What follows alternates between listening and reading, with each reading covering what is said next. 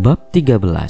Sean membuka handuk yang melilit di pinggangnya membuat Nora sontak menutup mata. Sean tersenyum melihat tingkah Nora, lalu tanpa sadar mengecup sayang kening Nora. Sean memperlakukan Nora selembut mungkin seolah-olah Nora adalah wanita yang sangat dicintainya. Nora masih terus menutup matanya karena perasaan takut dan malu menjadi satu dirasakan olehnya. "Buka matamu dan tatap aku." Nora perlahan membuka kedua matanya saat Sean memintanya. "Apa kau sudah siap?" tanya Sean menatap dengan kabut gairah yang sudah menguasainya. "Untuk apa kau bertanya kalau pada akhirnya siap tidak siap aku harus siap? Aku hanyalah wanita yang kau bayar. Jadi untuk saat ini aku hanya bisa mematuhi setiap ucapanmu," ucap Nora dalam hati lalu menjawab pertanyaan Sean dengan menganggukkan kepalanya. Sean mulai memposisikan pusakanya untuk memasuki Nora. Perlahan bergerak masuk sedikit demi sedikit hingga akhirnya benar-benar tenggelam di tubuh Nora. Nora hanya bisa meringis menahan sakit saat Sean berhasil membobol mahkotanya yang selama ini ia jaga. Air mata mengalir dengan derasnya membasahi wajah Nora. Sakit, sangat sakit, inilah yang saat ini dirasakan Nora. Bukan sakit pada bagian intinya yang membuat Nora menangis, tapi sakit, sangat sakit di hati Nora lah yang membuatnya terus menangis. "Ayah, ibu, kakak telah hancur. Hidup kakak sudah hancur. Maafkan aku ya Allah, maafkan aku," batin Nora. Apakah sangat sakit sampai dia menangis seperti ini? Tanya Sean dalam hati menatap heran pada Nora. "Maafkan aku, setelah ini tidak akan sakit lagi," ucap Sean kembali mengecup kening Nora. Entah sudah berapa kali Sean mengecup kening Nora. Yang jelas Sean memperlakukan Nora dengan sangat lembut. Setelah merasa Nora sudah mulai tenang, Sean mulai melanjutkan kegiatannya yang tertunda. Sean dapat merasakan kenikmatan yang luar biasa, kenikmatan yang belum pernah ia rasakan saat bercinta dengan siapapun sebelumnya, termasuk Jenny kekasihnya. Berada di dalam milik Nora sangat jauh terasa lebih nikmat baginya. Nora berusaha menahan desahannya. Memang Nora akui di balik rasa sakit, dia juga merasa sensasi kenikmatan yang baru pertama kali dirasakannya. Nora merasakan bagian tubuh bawahnya bereaksi, dan milik Sean semakin terasa menyesakkan dan memabukkan.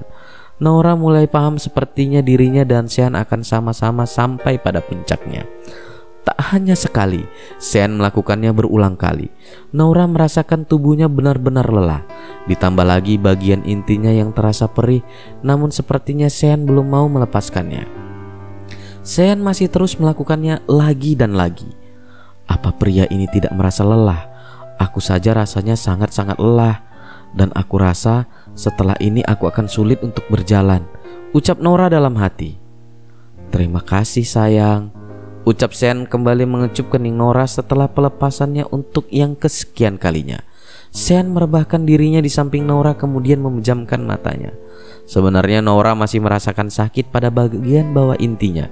Namun teringat dengan ucapan Sean bahwa setelah bermain ia harus segera pergi karena Sean tidak mau tidur di ranjang yang sama dengannya, membuat Nora berusaha untuk bangkit. "Seperti dugaanku, ini sangat sakit. Namun aku harus tetap bangkit. Akan jadi masalah jika aku masih berada di sini saat dia terbangun nanti." Nora berusaha bangkit menahan rasa sakitnya, kembali memakai pakaiannya lalu berjalan tertatih-tatih menuju kamarnya. Setelah masuk ke dalam kamarnya, Nora langsung membaringkan dirinya di ranjang, menatap langit kamar dengan air mata yang kembali mengalir. "Seperti inilah kehidupan yang akan kau lalui mulai sekarang, Ra. Kau persis seperti jalang-jalang di luaran sana, pergi setelah dipakai," ucap Nora. Entah sudah berapa lama Nora menangis hingga akhirnya dia terlelap dalam tangisnya. Bab 15. Suara azan subuh membangunkan Nora dari tidurnya. Nora merasakan seluruh tubuhnya sangat sakit, ditambah lagi rasa lelah dan mengantuk masih menghinggapinya. Wajar saja karena Nora baru tertidur selama 2 jam. "Bangun, Ra. Ingatlah, selain budak seks, kau juga budak untuk membersihkan rumah ini. Semangat, Ra. Hanya 1 tahun. Setelah 1 tahun ini kau akan bebas.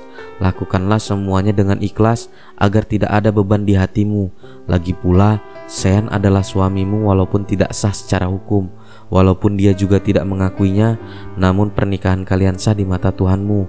Anggap saja kau melakukan kewajibanmu sebagai istri yang baik," ucap Nora dalam hati menyemangati dirinya sendiri. Nora bergegas mandi, menunaikan sholat, setelah itu mulai membersihkan rumah. Sinar matahari mengusik Sean dari tidur indahnya. Ya, tidur indah. Sudah sangat lama Sean tidak merasakan tidur selelap ini. Sean bangun meregangkan otot tubuhnya lalu duduk bersandar di atas ranjang. Tersenyum mengingat malam panas yang sudah dilaluinya bersama Nora. "Hei, kenapa kau bangun hanya dengan mengingatnya saja?" ucap Sean kepada senjatanya yang sudah berdiri tegak hanya dengan mengingat Nora.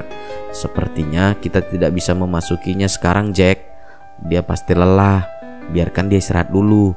Mari kita mandi saja," sambung Sean pada senjatanya yang sudah diberi nama Jack. Sean berjalan menuju kamar mandi masih dengan senyum yang mengembang di wajahnya, menandakan bahwa saat ini dia merasa sangat bahagia. Sean terlihat sudah rapi dengan setelan kantornya, menuruni anak tangga menuju ruang makan. Dari kejauhan Sean melihat pemandangan yang selama ini selalu diimpikannya, yaitu melihat seorang wanita yang berstatus istrinya sedang memasak di dapur rumahnya. Nora yang sedang asik menata makanan di atas meja pun tidak menyadari bahwa ada sepasang mata yang sedari tadi memperhatikannya. Nora hanya menggunakan daster rumahan dengan rambut yang dikuncir seadanya, terlihat sangat menggoda di mata Sean. Sangat menggoda, terbukti dari senjatanya yang kembali bangun meminta untuk memasuki sarangnya. Sean berjalan mendekati Nora yang sedang mencuci tangannya, memeluk Nora dari belakang, lalu mencium pipinya. "Selamat pagi, Nah," ucap Sean mulai mengecup leher Nora sehingga membuat Nora merasa geli. Nora membalikkan tubuhnya sehingga menghadap Sean. "Pagi juga, Tuan. Saya baru saja akan memanggil Anda untuk turun sarapan," jawab Nora berusaha melepaskan pelukan Sean. Nora merasa lega saat Sean melepaskan pelukannya dan sedikit menjauh darinya.